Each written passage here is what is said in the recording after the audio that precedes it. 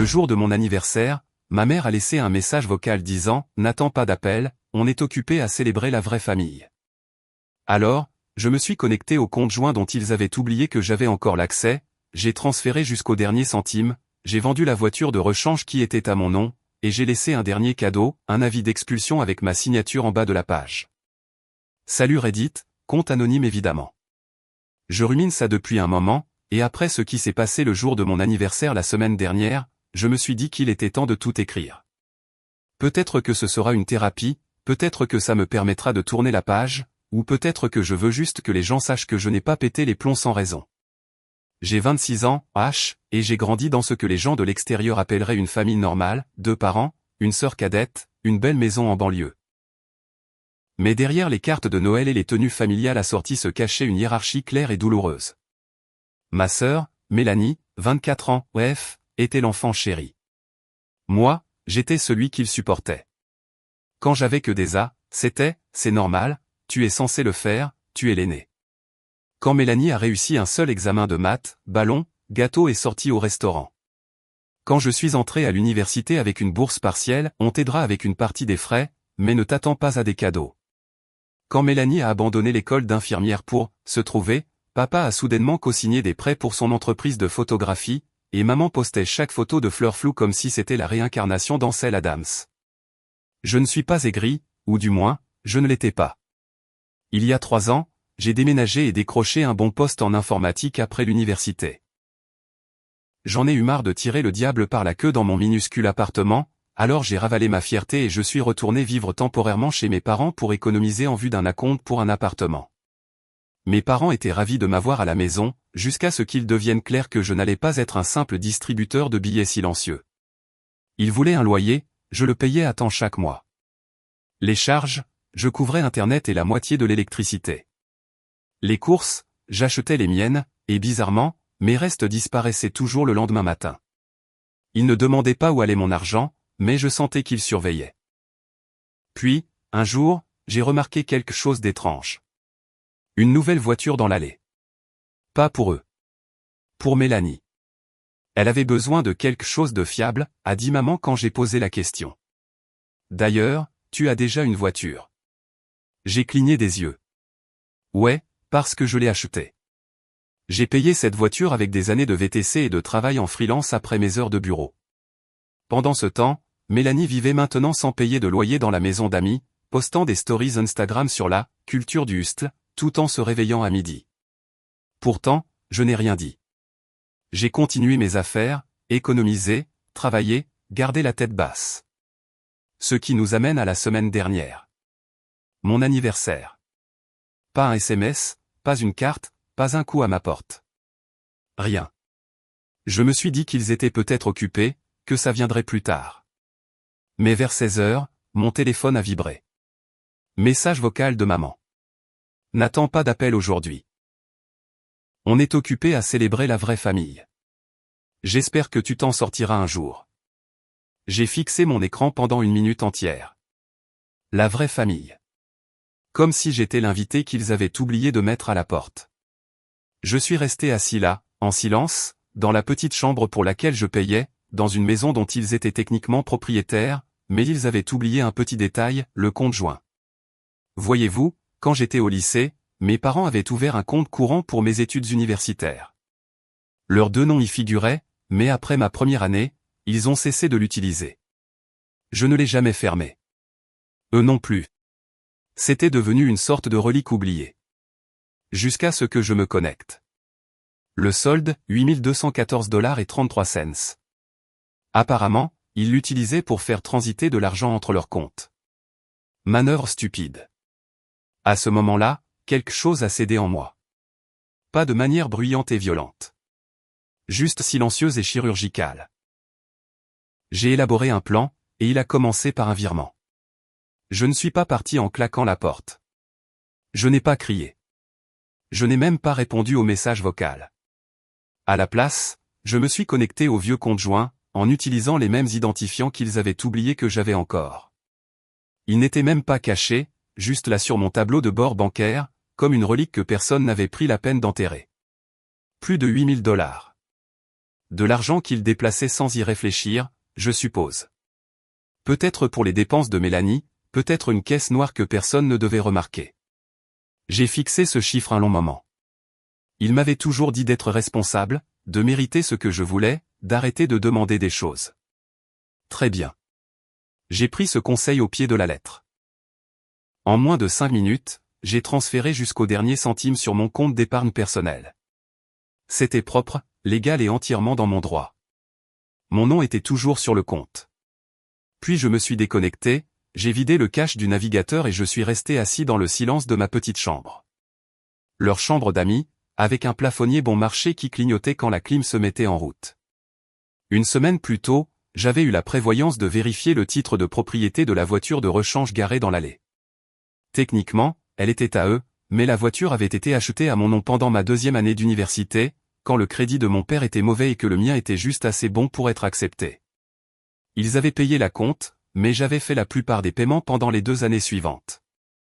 Puis j'ai arrêté, supposant qu'ils la refinanceraient à leur nom. Ils ne l'ont pas fait. Cette voiture était toujours légalement à moi. Le lendemain matin, je l'ai emmenée chez un concessionnaire, j'ai signé l'acte de vente et je suis reparti avec un peu moins de 9 000 $ après la reprise et quelques négociations. J'aurais pu en obtenir plus en la vendant moi-même, mais la rapidité importait plus que le meilleur prix. Cette voiture avait des autocollants Instagram de Mélanie partout à l'arrière. C'était devenu personnel. Je suis rentré vers midi. Personne. La famille était sortie pour le brunch de récupération de l'anniversaire de Mélanie. Parfait. Je suis allé dans ma chambre, j'ai sorti les documents que je gardais depuis des mois, ceux que je ne voulais utiliser qu'en cas d'absolue nécessité.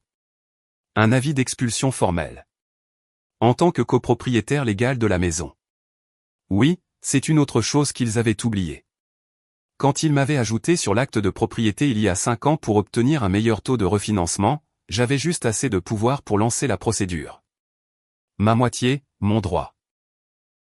J'ai rempli le formulaire, déposé la version numérique, imprimé une copie physique, et je suis allé jusqu'au comptoir de la cuisine, celui que maman gardait toujours impeccable pour son vin et les clés de Mélanie, et je l'ai laissé en plein milieu.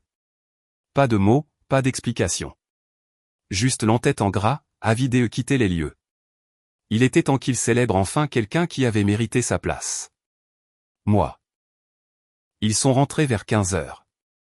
J'étais dans ma chambre, porte fermée, sac à dos à mes côtés, vêtements soigneusement pliés dans un sac de sport. Je n'allais pas attendre les retombées. Je ne voulais pas être témoin de la rage, seulement des conséquences. Au début, c'était calme. Juste le bruit des talons sur le carrelage, la porte du frigo qui s'ouvre, quelqu'un qui se plaint du lait d'avoine. Puis le silence s'est rompu. La voix de ma mère a fendu le silence comme un coup de fouet, un cri aigu, « Qu'est-ce que c'est que ça ?» suivi du bruit d'un papier claquant contre le comptoir. Puis le silence, lourd et chargé. Quelques secondes plus tard, des pas précipités dans le couloir. Ma porte s'est ouverte violemment avant même que je puisse me lever. Elle n'a pas frappé. Ses yeux étaient fous. Pas confus, mais furieux. Mon père la suivait, plus prudent, moins explosif, mais certainement pas neutre. Elle m'a demandé si c'était une sorte de blague, si je pensais que ça me ferait me sentir important. Je n'ai pas répondu. Mon père a demandé si j'avais perdu la tête, si je pensais vraiment en avoir le droit. Je lui ai dit que je n'avais rien perdu. J'avais simplement repris ce qui était à moi. Le compte, la voiture, la maison. Chaque chose qu'ils avaient utilisée, empruntée ou abusée qui était liée à mon nom. J'avais simplement collecté mes biens. Sans intérêt, sans vengeance. Juste la propriété. Ma mère continuait de parler, la voix stridente, les yeux écarquillés comme si je l'avais trahi. Elle m'a traité d'ingrat, a dit que j'étais, comme ton oncle David, ce qui, je suppose, est son code pour désigner quiconque cesse de financer le cirque. Puis elle a dit cette phrase. Si ce n'était pas pour nous, tu n'aurais rien. J'ai souri. Non pas d'un air suffisant, mais simplement, doucement. Puis j'ai pris mes sacs, je suis passé à côté d'elle et je suis sorti par la porte d'entrée sans un seul mot. Ils n'ont pas suivi. Mais les appels ont commencé 1 heure plus tard. D'abord mon père, direct sur la messagerie. Puis maman, encore et encore. À la fin de la soirée, j'avais 18 appels manqués, 5 messages vocaux et un SMS de Mélanie qui disait « Bien joué. Tu le regretteras ». Elle n'en avait aucune idée. Car à ce moment-là, j'étais assis dans mon nouvel appartement, payé en totalité, papier finalisé 3 jours plus tôt. J'attendais juste le bon moment pour partir. Mon propre chez moi. Personne d'autre sur le bail, pas de mur mitoyen, pas de chambre partagée, pas de compte partagé. J'ai ouvert une bière, éteint mon téléphone et j'ai souri. Enfin libre. On dit que le silence est plus éloquent que les mots. Je ne l'ai jamais compris jusqu'à ce que j'arrête de répondre. 3 semaines ont passé. Pas un seul SMS de ma part en retour, pas un appel. J'ai laissé chaque message vocal non écouté, chaque conversation de groupe archivée. Je ne les ai pas bloqués. Ça aurait été trop facile. Je voulais qu'ils voient le message, délivré, lu, ignoré. Mélanie a essayé la première. Elle a posté des stories Instagram énigmatiques sur « les serpents dans la famille » et « certaines personnes ne grandissent jamais ». L'une d'elles montrait une photo floue d'un avis d'expulsion froissé par terre. Je regardais, calme et détaché, en sirotant un café dans une vraie tasse, dans un endroit où mon nom était le seul sur l'acte de propriété. Puis les lettres sont arrivées. Une enveloppe avec l'écriture de mon père est arrivée à ma nouvelle adresse. Ils ont dû trouver l'adresse via une vieille connexion à un service public ou un contact commun. Ce n'était pas des excuses. Pas vraiment. C'était une demande. Ils voulaient du temps pour discuter, disaient qu'ils étaient prêts à être civilisés, si je l'étais.